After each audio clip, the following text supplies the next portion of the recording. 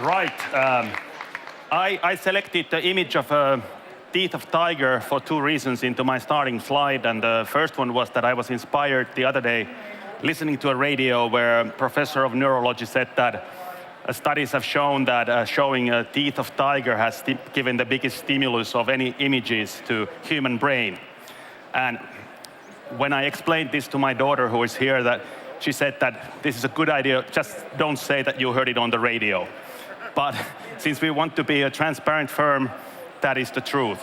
But the other reason for using this image is that, as we have seen in the previous presentations, I think it's fair to say that many of the clean tech companies are becoming the predator instead of the prey they used to be, wandering in the Death Valley for decades.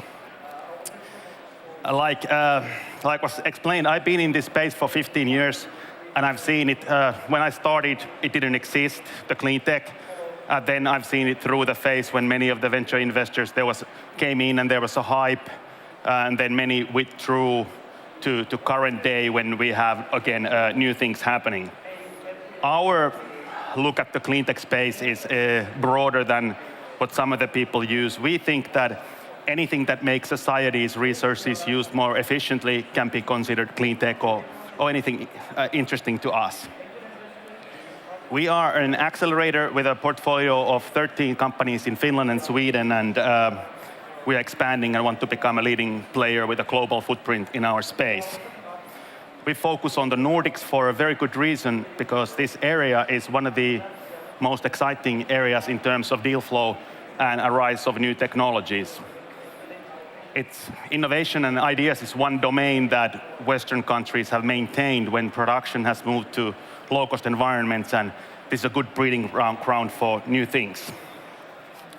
The traditional drivers for clean tech, as everybody knows, is increasing competition for scarce resources. The prices keep going up on average in the long run, and the cost of pollution that is created largely by policies implemented by governments. But we look at, as a driver for clean tech technologies, also the need to more efficiently use our infrastructure. It can be the road system, it can be accommodation that has been built, and many of the sharing things that we have seen are in this space and growing rapidly, as has been explained. Opportunities emerge from discontinuity, and in this space, the discontinuity is created by technological development.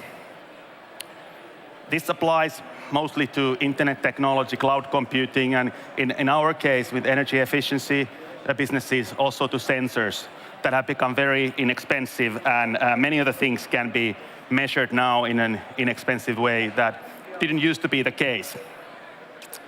And based on this, we see a lot of changing more paradigms emerging.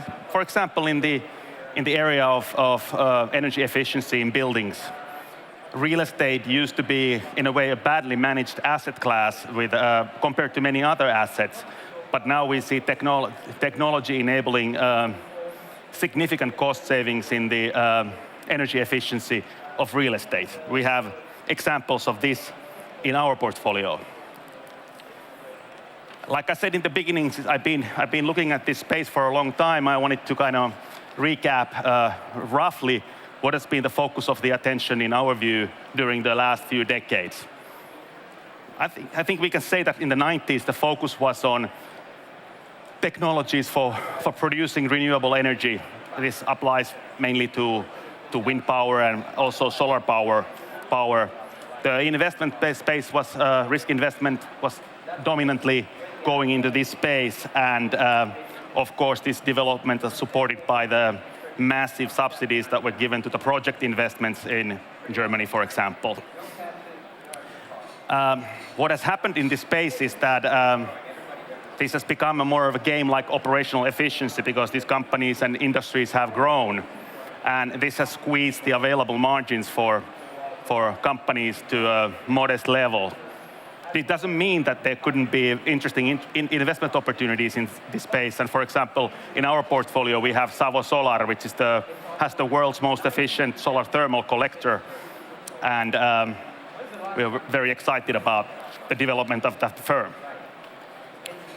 In the previous decade, we saw the rise of energy efficiency to the headline, and we have a lot of these companies in our portfolio. We are really fond of this space for many reasons. Time doesn't allow to go through all of them, but for example, the critique that is often placed for renewable energy generation, that it needs the backup power in form of nuclear or hydro, is one thing. That when in the energy efficiency space we are producing megawatts and not the megawatts, so in a way that nicely cuts the baseload power requirement, whereas renewable energy when it's built requires that baseload.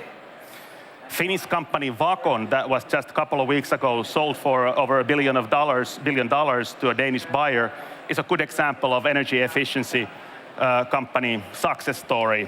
And